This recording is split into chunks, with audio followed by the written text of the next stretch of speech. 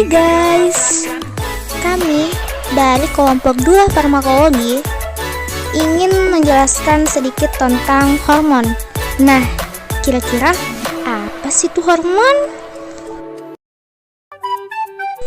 Jadi, apa itu hormon? Nah, hormon merupakan getah yang dihasilkan oleh suatu kelenjar dan langsung diedarkan oleh darah. Adapun ciri-ciri hormon seperti diproduksi dan disekresi ke dalam darah oleh sel kelenjar endokrin dalam jumlah yang sangat kecil, diangkut oleh darah menuju ke sel atau jaringan target, mengadakan interaksi dengan reseptor khusus yang terdapat dalam sel target, dan yang terakhir mempunyai pengaruh yang mengaktifkan enzim khusus. Adapun fungsi hormon yaitu yang pertama, memacu pertumbuhan dan metabolisme tubuh, yang kedua, mengatur keseimbangan tubuh atau homeostatis, yang ketiga, memacu reproduksi, dan yang keempat, mengatur tingkah laku. Sumber-sumber hormon berdasarkan letaknya, kelenjar endokrin dapat dibedakan sebagai berikut. Kelenjar endokrin terbagi atas 7. 1. Kelenjar hipofisis terletak pada dasar otak besar. 2. Kelenjar tiroid atau kelenjar gondok terletak di daerah leher. 3. Kelenjar paratiroid terletak di dekat kelenjar tiroid. 4. Kelenjar pankreas atau pulau Langerhans terletak di dekat ventriculus atau perut besar. 5. Kelenjar adrenal terletak di bagian atas ginjal. 6. Ovarium terletak di daerah abdomen atau rongga perut. 7. Testis terletak di buah zakar dalam skrotum. Penggolongan hormon.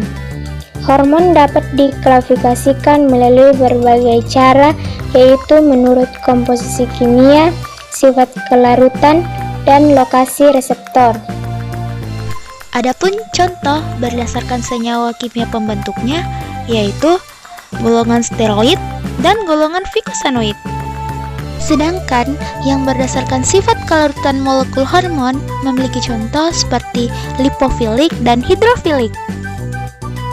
Dan yang terakhir, berdasarkan lokasi reseptor hormon memiliki contoh yang pertama, hormon yang berkaitan dengan reseptor intraseluler, dan yang kedua, hormon yang berkaitan dengan reseptor permukaan sel.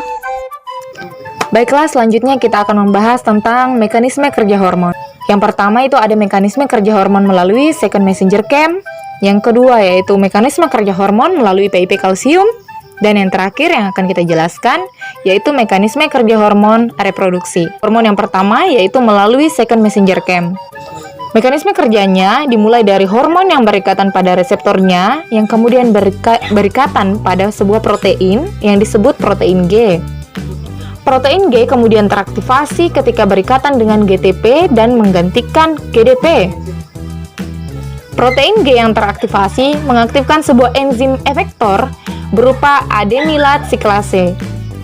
Adenilat siklase menghasilkan CAM atau second messenger dari ATP, dan CAM mengaktifkan protein kinase yang kemudian menyebabkan efek seluler.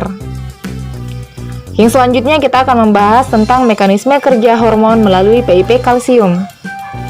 Dimulai dari hormon yang berkaitan dengan reseptor dan mengaktifkan protein G. Protein G berkaitan dan mengaktifkan enzim fosfolipase.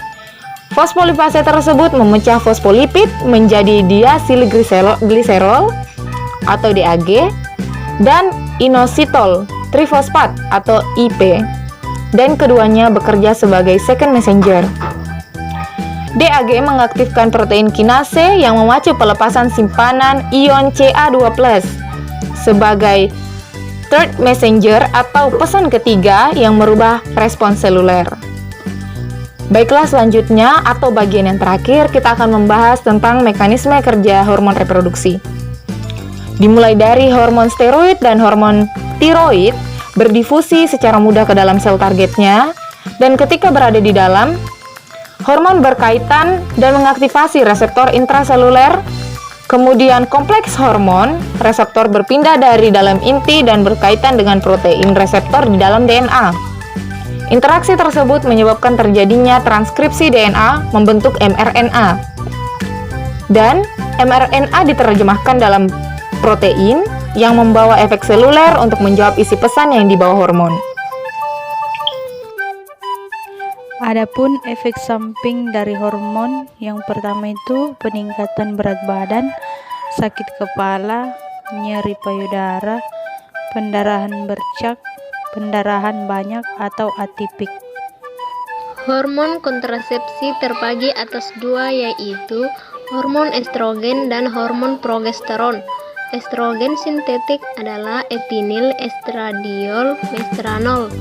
Progesteron sintetik adalah progestin, noretindron, noretinodrel, etinodiol, norgestral. Selanjutnya kita akan membahas tentang gangguan pada hormon tiroid. Gangguan pada hormon tiroid ini ada dua. Yang pertama, hipertiroid. Hipertiroid ini merupakan penyakit akibat tubuh kelebihan hormon tiroid yang dapat menyebabkan proses metabolik dalam tubuh berlangsung cepat. Pengobatan pada hipertiroid ini adalah menggunakan obat antitiroid, radioiodin, dan atau pembedahan. Contoh obat antitiroid seperti metimazol. Yang kedua, ada hipotiroid. Hipotiroid ini merupakan penyakit bawaan akibat tubuh kekurangan hormon tiroid yang dapat menyebabkan terganggunya proses metabolisme tubuh, kerja jantung dan otot, serta kesehatan tulang. Terapi untuk mengatasi hipotiroid yaitu dengan terapi Pengganti hormon seperti levotiroxin. Nah, itu dia hasil singkat diskusi kelompok kami. Semoga bermanfaat.